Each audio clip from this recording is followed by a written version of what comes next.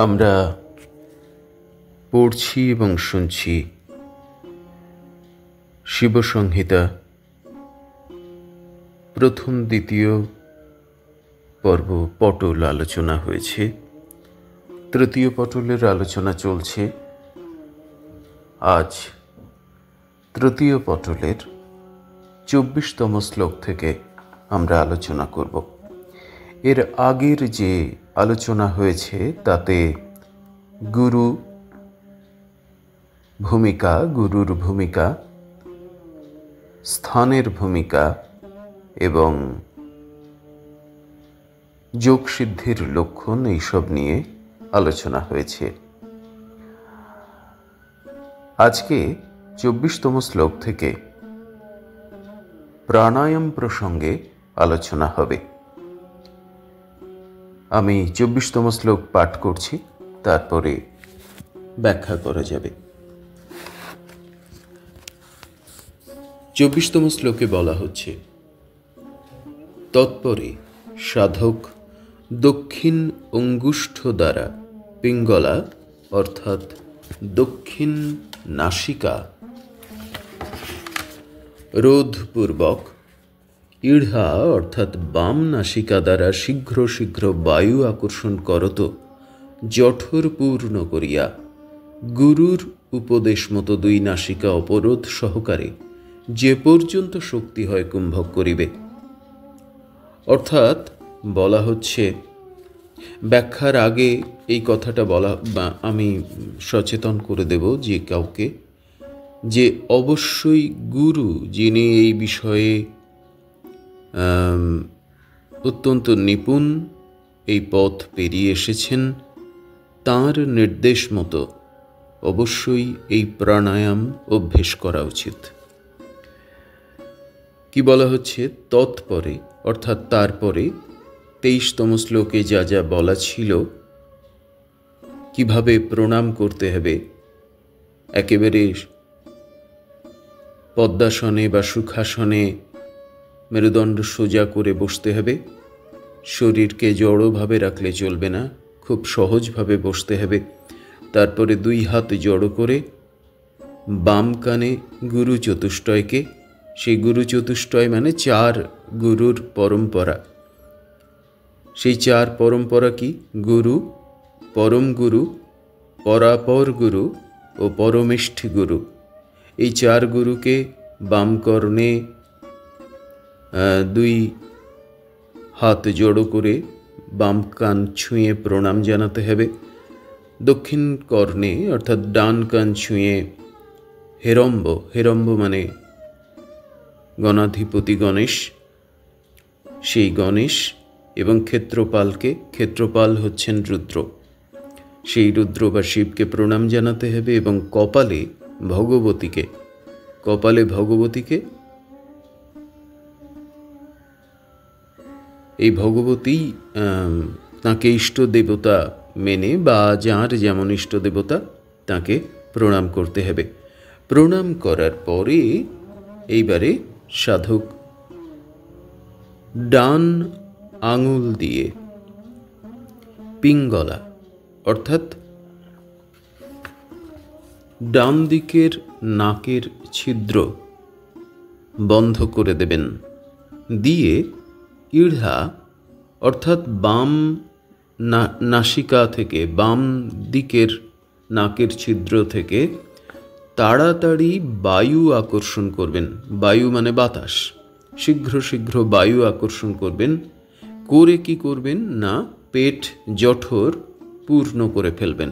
যতটা সম্ভব বায়ু নেওয়া যায় ততটা বায়ু গ্রহণ করবেন এবং যে পর্যন্ত শক্তি হয় অর্থাৎ যতটা পর্যন্ত তার ওই পূর্ণ বায়ু ধারণ করার ক্ষমতা হয়, জোর করা যাবে না একেবারেই, ততক্ষণ পর্যন্ত কুম্ভক করতে হবে, অর্থাৎ ধরে রাখতে হবে, ভেতরে বাতাসটাকে ধরে রাখতে হবে। তবে অবশ্যই গুরুর উপদেশ, এখানে পদ্ধতি বলা হচ্ছে ঠিকই, কিন্তু যারা এই বিষয়ে আগ্রহী তারা অবশ্যই গুরু উপদেশ মেনে এই প্রাণায়াম শুরু করবেন। তাহলে 24তম শ্লোকে বলা হলো কিভাবে কুম্ভক করতে হবে।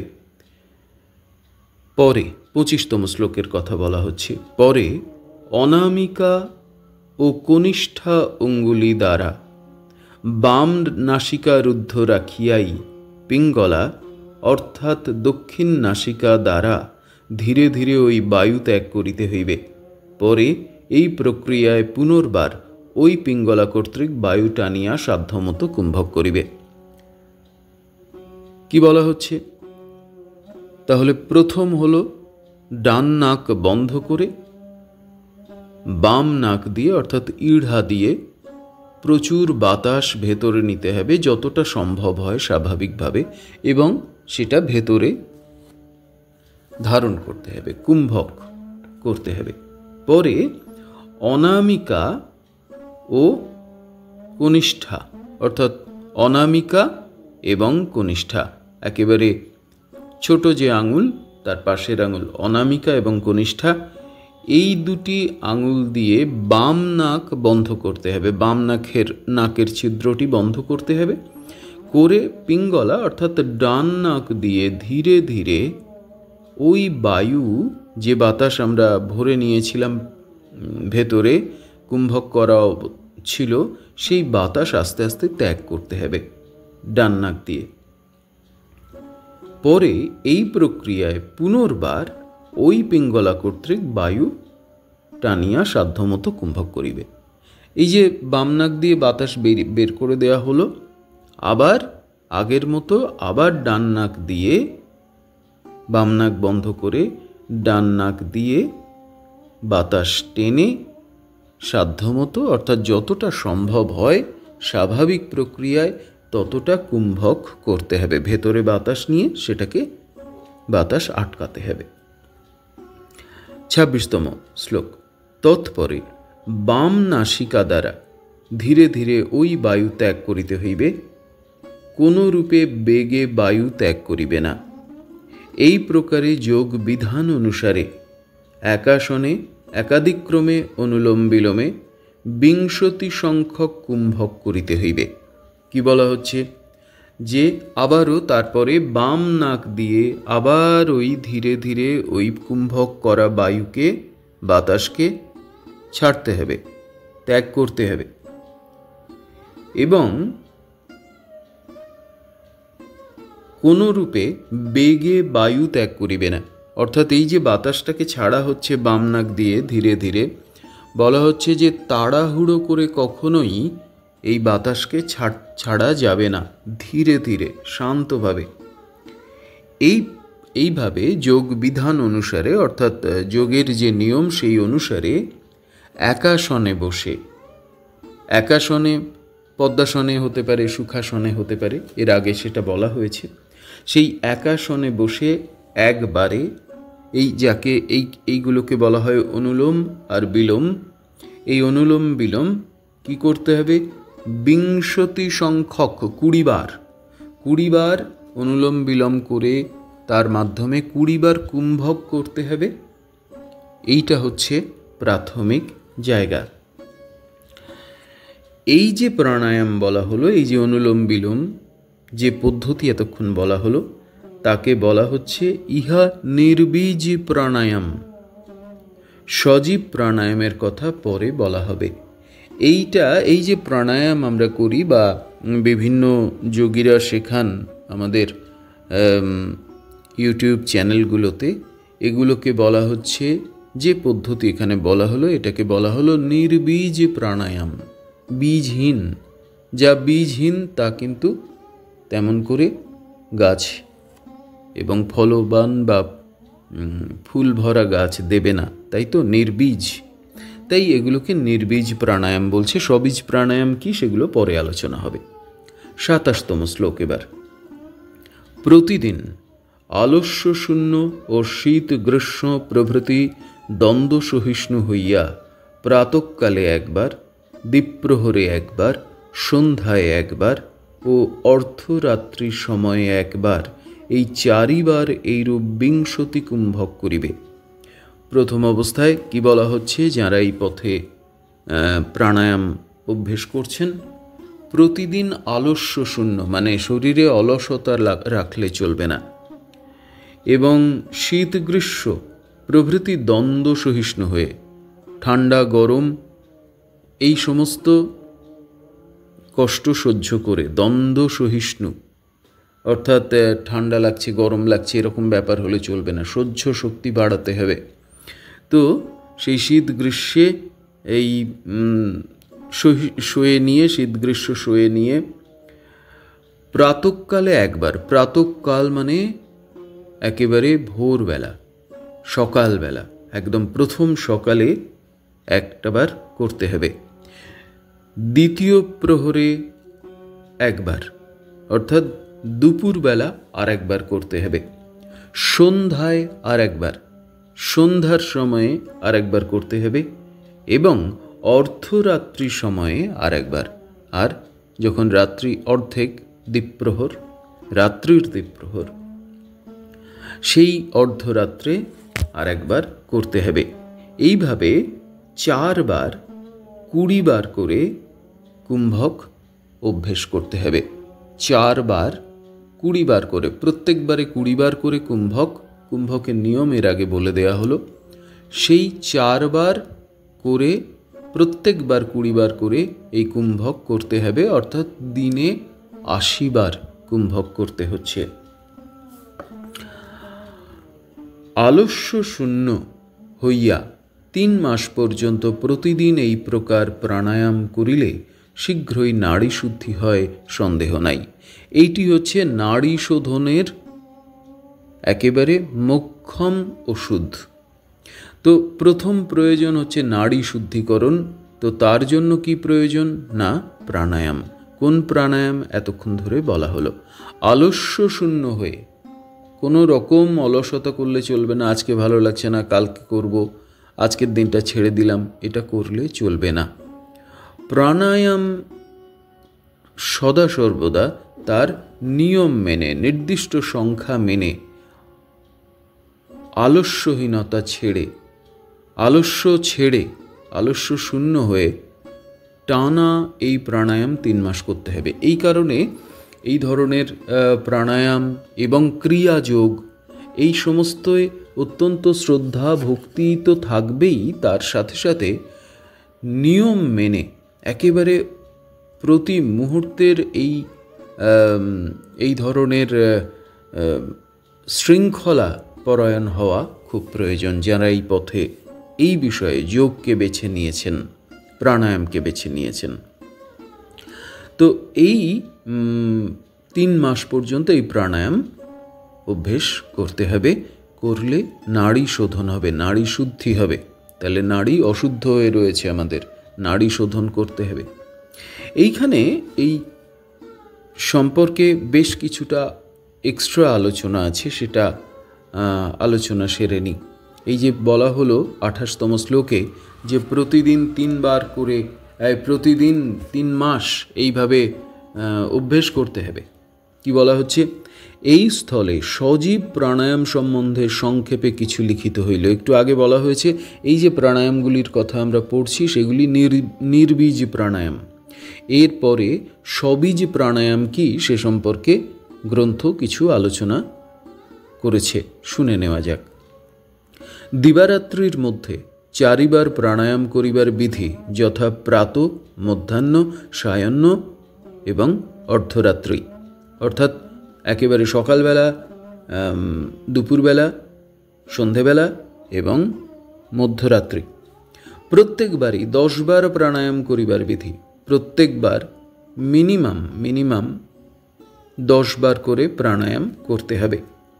প্রাতঃকালে ব্রহ্মগ্রন্থিতে, প্রাতঃকালে অর্থাৎ সকালবেলা কোথায় প্রাণায়াম করতে হবে? স্থান কি? ব্রহ্মগ্রন্থি। ব্রহ্মগ্রন্থি কোথায়? ব্রহ্মগ্রন্থি হচ্ছে একেবারে মূলাধার চক্র কেন্দ্রিক, মূলাধার চক্রের জাস্ট ওপরে, যাকে আমরা স্বাধিষ্ঠান চক্র বলি, সেই স্থানটিতে, অর্থাৎ লিঙ্গমূলের উপরে, গুহ্যদ্বারের উপরে এইখানে রয়েছে ব্রহ্মগ্রন্থি। এটা বাইরে ল্যাবরেটরিতে বা গবেষণাগারে বা ব্যবচ্ছেদ করে এর কিন্তু তেমন করে বাইরে থেকে বোঝা যাবে না। যিনি সাধক তিনিই জানেন।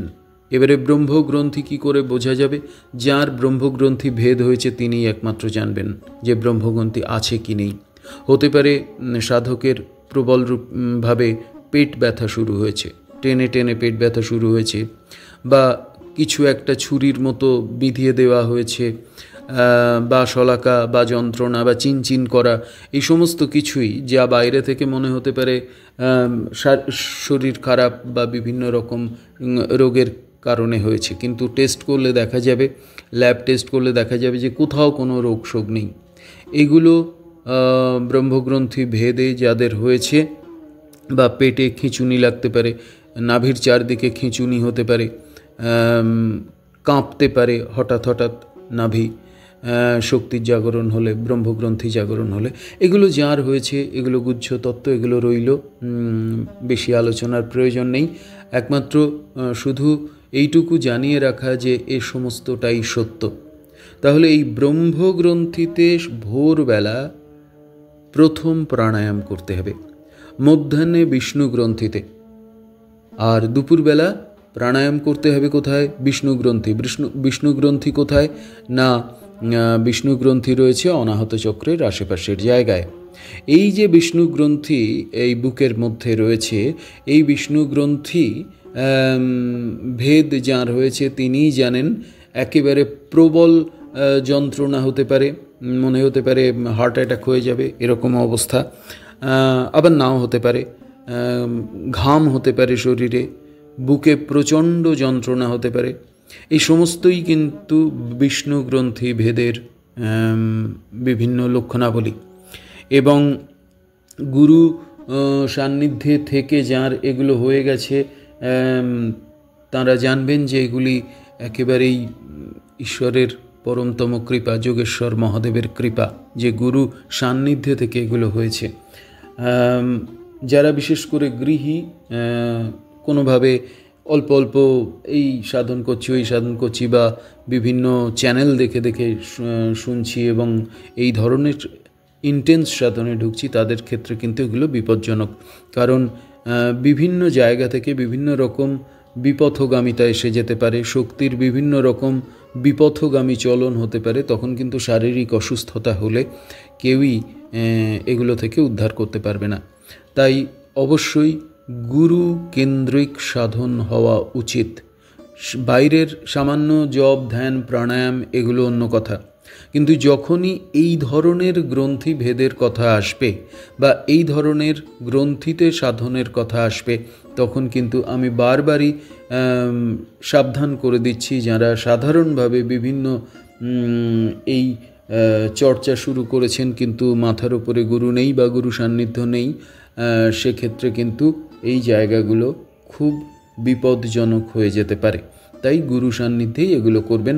আর যাদের হয়ে গেছে এই ধরনের গ্রন্থি ভেদ হয়ে গেছে, তাদের আর কোনো চিন্তাই নেই। তবুও বিভিন্ন রকম সাধনে বিভিন্ন রকম সমস্যা আসতে পারে, বিভিন্ন সময়ে বিভিন্ন রকম শক্তির বিভিন্ন বিপথগামিতা আসতে পারে। ফলে গুরু নির্দেশিত পথে তাঁরা চলবেন, এটুকু আমি প্রত্যেকের কাছে অনুরোধ রাখব। আজকের দিনে দাঁড়িয়েও আমি সেই ট্র্যাডিশনাল পথকে, সেই গতানুগতিক সাধনে, সেই গুরুকেন্দ্রিক সাধনের কথাই আমি বলবো। কারণ এটি যেমন মানুষকে পরিপূর্ণ মুক্তি বা ঈশ্বর দর্শন দিতে পারে, আবার প্রবলভাবে এটা গভীরতর বিপদজনক মৃত্যুর দিকেও নিয়ে যেতে পারে, বা জড়ভরত করে দিতে পারে, বা প্রবল নেগেটিভ শক্তির বলয়ের মধ্যে ঢুকিয়ে দিতে পারে। তাই আমি বারবার সচেতন করার চেষ্টা করছি। তো গুরু সান্নিধ্যে অবশ্যই এই ধরনের সাধন করা উচিত। তো মধ্যাহ্নে, দুপুরবেলা কি না বিষ্ণু গ্রন্থিতে, আর সায়ন্যে রুদ্র গ্রন্থিতে। সায়ন্যে মানে সন্ধেবেলায় কোথায় না রুদ্রগ্রন্থি। কোথায় রুদ্রগ্রন্থি এর আগেও আলোচনা হয়েছে, তাও আবারও বলে দিচ্ছি। আজ্ঞাচক্র এবং যেখানে মেরুদণ্ডের শেষ অংশ মেরুদণ্ড শেষ হয়েছে উপরের দিকে, অর্থাৎ যেখানে আমাদের ব্রেন বা মস্তিষ্ক শুরু হয়েছে, মস্তিষ্কের নরম অংশ শুরু হয়েছে, তার ঘাড়ের একেবারে উপরের অংশে একটা উঁচু মতো হাড় আছে, সেই অংশটাতে রুদ্রগ্রন্থি রয়েছে। তো এই রুদ্রগ্রন্থি ভেদ হতেই পারে, প্রবলভাবে যন্ত্রণা হতে পারে, হঠাৎ করে মনে হতে পারে যে ব্রেনে স্ট্রোক হয়ে গেছে, এমনও হতে পারে, এমনও কিন্তু মানে অভিজ্ঞতা হতে পারে, একেবারে স্টিফ হয়ে যেতে পারে, চোখ মুখ সমস্ত কিছুই হয়ে যেতে পারে, অনেক কিছুই। আমি ভয় দেখাচ্ছি না, আমি শুধু সচেতন করছি। বারবার এই কারণেই বলছি যে গুরু নির্দেশিত পথে যে যেখানেই আছেন সেইখানেই এই সাধন করবেন, কারণ এগুলো ছেলে খেলা নয়। এগুলো আজকে একটু করলাম, কালকে একটু করলাম, এটা ছেলে খেলা নয়।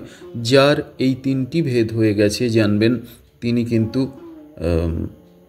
বহু জন্মকে, বহু জন্ম, বহু বন্ধনকে ঈশ্বরের কৃপায়, যোগেশ্বরের কৃপায় বা পরমাত্মার কৃপায় তিনি কিন্তু বহু জন্ম, বহু মায়াবন্ধনকে নাশ করতে পেরেছেন। গুরু কৃপা ছাড়া, ঈশ্বরের মহাকালের কৃপা ছাড়া তা সম্ভব নয়। তাই বলছে যারা আশ্রমে আছেন, যারা একেবারে সরাসরি গুরু কেন্দ্রিক বা গুরু আশ্রমে রয়েছেন বা সাধন নির্জন জায়গায় রয়েছেন, তাদের কথা আলাদা। কিন্তু এই সমস্তটাই তো এই ইউটিউব চ্যানেল, ইনস্টাগ্রাম বা ফেসবুক, এই সমস্ত কিছু তো বেশিরভাগই সাধারণ মানুষের, সংসারী মানুষের মধ্যে রয়েছে। ফলে এই জ্ঞান, গুহ্য জ্ঞান, এগুলি অত্যন্ত গুহ্য জ্ঞান, গোপন জ্ঞান। সেই জ্ঞান বিভিন্নভাবে যখন আমাদের সামনে আসে তখন আমরা প্রভাবিত হয়ে পড়ার চেষ্টা করি। তাই আমি এগুলো সম্পর্কে সাধারণ মানুষকে, গৃহী মানুষকে, সংসারী মানুষকে, সামাজিক মানুষকে সচেতন করে দেবার চেষ্টা করছি। ফলে গুরু সান্নিধ্য অবশ্যই প্রয়োজন। তাই বলছে সন্ধেবেলা কোথায়? রুদ্রগ্রন্থিতে, এবং রাত্রিকালে সহস্রারে চিত্ত নিবেশ করত, কুম্ভকের সহিত ধ্যান করা কর্তব্য। সকালবেলা ব্রহ্মগ্রন্থি, দুপুরবেলা বুকে বিষ্ণুগ্রন্থি, সায়ন্যে রুদ্রগ্রন্থি অর্থাৎ আজ্ঞাচক্রের ওখানে, আর রাত্রিবেলা সহস্রারে অর্থাৎ মাথায় চিত্ত নিবেশ করত, কুম্ভকের সহিত ধ্যান করা কর্তব্য। যখন ধ্যান হবে তখন কুম্ভক করতে হবে। কারুর সাথে নাও মিলতে পারে, কারণ এখানে কুম্ভকের কথা বলা হচ্ছে। অনেকের ধ্যান একেবারে সম্পূর্ণত বায়ু বেরিয়ে যাওয়ার পরেও, অর্থাৎ একেবারে রেচক অবস্থাতেও ধ্যান হতে পারে অটোমেটিক্যালি। তো সেই সমস্ত কথা আলোচনা করছি না, একেবারেই এগুলো প্রাথমিক, যারা প্রাথমিকভাবে শুরু করছেন তাদের জন্য নির্দেশ আছে, গ্রন্থে এইভাবে বলা আছে, সেগুলোই বলছি। যারা ধ্যানে প্রবেশ করে গেছেন, যারা অটোমেটিক্যালি গুরু কৃপা পেতে শুরু করেছেন, তাদের কথা আলাদা। সদা সর্বদা এই গ্রন্থের প্রতিটি শব্দের সঙ্গে তাদের নাও মিলতে পারে। কেহ কেহ এই ধ্যানকে সন্ধ্যা বলিয়া নির্দেশ করেন, অর্থাৎ এই যে সন্ধ্যাহ্নিক করা বা সন্ধ্যা করা মানে এই ধ্যানগুলোকেই সন্ধ্যা করা। সন্ধ্যা অর্থে তখন সেখানে সন্ধি শব্দটা থেকে সন্ধ্যা আসছে, সন্ধিক্ষণ। সন্ধ্যা মানে দিন এবং রাতের মিলনের জায়গাকে বলা হয়। তো তেমনি সন্ধি, এই সন্ধি কিসের সন্ধি? না, জীবাত্মা পরমাত্মার দিকে যেতে চাইছে, তার জন্য কিছু কিছু ক্ষণকে বেছে নেওয়া হয়েছে এবং প্রাণায়াম অভ্যেস করা হচ্ছে, তাই তাকে সন্ধ্যা বলা হচ্ছে। ব্রহ্মগ্রন্থি, এবারে কোথায় কি গ্রন্থি আছে যা আমি অলরেডি বলে দিয়েছিলাম, আলোচনা করেছি, সেইগুলো আবার এখানে স্পষ্টভাবে বলা হচ্ছে। ব্রহ্মগ্রন্থি নাভি দেশেই রজগুণময় ব্রহ্মার ধ্যান। নাভি দেশ, সেখানেই ব্রহ্মগ্রন্থি রয়েছে এবং সেখানেই ব্রহ্মার ধ্যান করতে হবে। ব্রহ্মাকে না, যিনি সৃষ্টি করেন, জন্ম দেন। তো এই ব্রহ্মা হচ্ছেন রজগুণময়। ব্রহ্মা আর ব্রহ্ম এক নয়। মাঝে মাঝে কথা প্রসঙ্গে দুটি শব্দ একটু পাশাপাশি এসে গুলিয়ে দিতে পারে, কিন্তু ব্রহ্ম হচ্ছেন পরম ব্রহ্ম, সচ্চিদানন্দ, আর ব্রহ্মা হচ্ছেন ত্রিদেবের মধ্যে একজন, যিনি সৃষ্টি করেন, যিনি রজগুণময়। ব্রহ্ম, পরম ব্রহ্ম কিন্তু কখনোই ত্রিগুণের মধ্যে নেই, ত্রিগুণাতীত তিনি। আর ত্রিদেবের মধ্যে যিনি সৃষ্টি করেন তিনি ব্রহ্মা, যিনি রজগুণময়। তো এই ব্রহ্মগ্রন্থিতে রয়েছে রজগুণময় ব্রহ্মার অবস্থান, এবং নাভিদেশে, নাভির কাছে, নাভিমণ্ডলে, সেইখানেই প্রথম প্রাণায়াম। বিষ্ণুগ্রন্থির হৃদয়ে, হৃদয়ে রয়েছে বিষ্ণুগ্রন্থি, এবং সদা সর্বদা ওই যখন দুপুরবেলার যে ধ্যান বা প্রাণায়াম, সেটা বিষ্ণুর ধ্যান করতে হবে হৃদয়ের মধ্যে, অর্থাৎ সত্যগুণময় বিষ্ণু। বিষ্ণু হচ্ছেন সত্যগুণময়, এই জগৎ সংসার যিনি পালন করছেন সত্যগুণময়। এবং ব্রহ্মার সাথে কে রয়েছেন? কোন শক্তি? মায়া শক্তি, রজগুণময়, তিনি হচ্ছেন সরস্বতী। আর বিষ্ণুর সাথে হৃদয়ে সত্যগুণময় বিষ্ণু, যিনি চৈতন্যের অংশ, পরম চৈতন্যের অংশ, তার সঙ্গে মায়াময় অর্থাৎ গুণময় কে রয়েছেন? তিনি হচ্ছেন লক্ষ্মী, সত্যগুণময়। আর এইটা দ্বিতীয় প্রাণায়াম। রুদ্রগ্রন্থি রয়েছে ললাটে, ললাটে মানে কপালে, যে আমি এর আগে বিশ্লেষণ করেছি। সেই ললাটে কে রয়েছেন? না রুদ্রের ধ্যান করতে হবে। রুদ্রকে না, রুদ্র হচ্ছেন সেই চৈতন্যের অংশ, কিন্তু যিনি প্রলয়ে অংশ নেন। প্রলয়ের দেবীকে? না দুর্গা, যোগশাস্ত্র অনুসারে, যোগশাস্ত্র এই গ্রন্থ অনুসারে। তো দুর্গা তমগুণময়, তো তার সাথে পরম চৈতন্যময় কে রয়েছেন? রুদ্র। তাহলে তমগুণময় রুদ্রের ধ্যান করতে হবে কোথায়? না তিনি রয়েছেন ললাটে, এই জন্যে রুদ্রগ্রন্থি বলা হচ্ছে। এখন এই রুদ্রগ্রন্থি ভেদ হলে কি হয়? সর্বমায়াপাশ ছেদন হয়, মানুষ বিপাশ হয়, বিপাপ হয়। যত পাশ তত পাপ, কারণ যত পাশ বা বন্ধন রয়েছে তত কর্ম, আকাঙ্ক্ষিত কর্ম রয়েছে, এবং তত আকাঙ্ক্ষিত কর্মফল জমছে। ফলে আমরা আত্মজ্ঞান বা পরম তত্ত্বজ্ঞান বা ঈশ্বরকে পাচ্ছি না, বা শিবকে, পরম শিবকে পাচ্ছি না। এই কারণে পাশ মানেই পাপ। পাপ কেন? না আমি যা আমাকে পুণ্যের দিকে, পরমতম পুণ্য বা পরমতম জ্ঞানের দিকে যেতে দিচ্ছে না, তাই পাপ। তাই বলা হচ্ছে যে তমগুণময় রুদ্রের ধ্যান করতে হবে ললাটে, যেখানে রুদ্রগ্রন্থি বলা হচ্ছে। এটা হচ্ছে তৃতীয় প্রাণায়াম। আর সহস্রারে যে প্রাণায়াম, তাহাই চতুর্থ প্রাণায়াম। আর 4 নম্বর যে প্রাণায়ামের কথা বলা হয়েছিল মধ্যরাতে, তা হচ্ছে চতুর্থ প্রাণায়াম। সেটা কোথায়? না সহস্রারে। সহস্রারকে কি বলা হচ্ছে? না সহস্রার সেই জায়গা যেটা ত্রিগুণাতীত, অর্থাৎ রজ নেই, সত্য নেই এবং তম নেই। সেখানে এই কারণেই বারবার কিছু কিছু মানুষের সঙ্গে যখন আলোচনা হয়েছে, আমি বারবার এই কথা বলার চেষ্টা করেছি যে গুরু ব্রহ্মা বিষ্ণু মহেশ্বরের চেয়েও বড়। গুরু যখন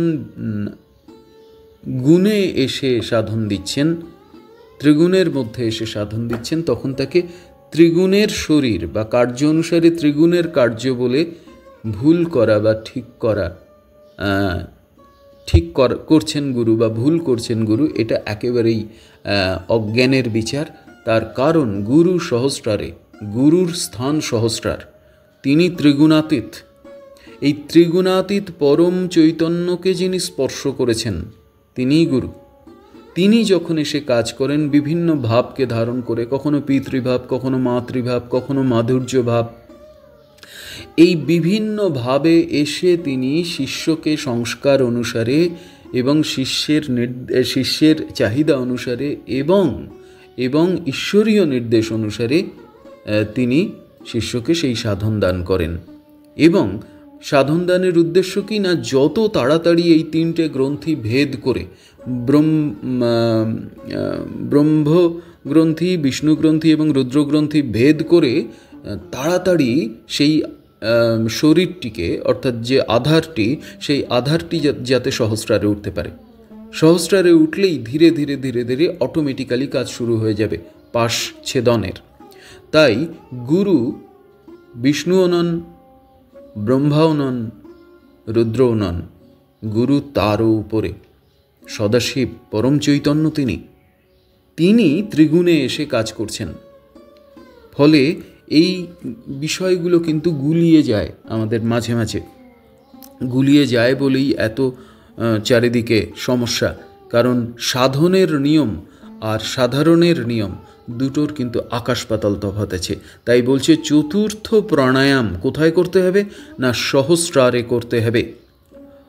প্রাণায়াম উত্তম, মধ্যম ও অধম ভেদে 3 প্রকার। তাহলে প্রাণায়াম আছে 3 রকম: উত্তম প্রাণায়াম, মধ্যম প্রাণায়াম এবং অধম প্রাণায়াম।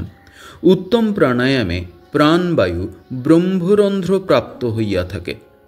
যখন যে প্রাণায়াম উত্তম, সেইখানে প্রাণবায়ু ব্রহ্মরন্ধ্র প্রাপ্ত হয়, অর্থাৎ একেবারে উচ্চ স্থানে অবস্থান করে। মধ্যম প্রাণায়ামে দেহে ঘর্ম দেখা যায়। মধ্যম প্রাণায়াম হচ্ছে দেহে ঘাম তৈরি হয়। এবং অধম প্রাণায়ামে শরীর কম্পান্বিত হয়, আর অধম প্রাণায়ামে শরীর কাঁপতে থাকে। অর্থাৎ এটা শুধু প্রাণায়ামের ক্ষেত্রে নয়, ধ্যানের ক্ষেত্রেও হয়। ধীরে ধীরে শরীর কাঁপা, তারপরে শরীরে ঘাম দেওয়া এবং একেবারে পূর্ণরূপে ধ্যানস্থ হয়ে ব্রহ্মরন্ধ্রে অবস্থান করা। যারা এই পথে আছেন তাঁরা নিশ্চয়ই এই স্বাদ পেয়েছেন, পাচ্ছেন এবং পাবেনও। এবং যারা এমনকি শুধু যোগীরা নন, যারা সংসারে আছেন, গুরুর কাছে বা সাধনে ঢুকেছেন, তারাও কিঞ্চিত অধিক কম বেশি এই ধরনের অনুভব তাঁদের শরীরে হয়েছে।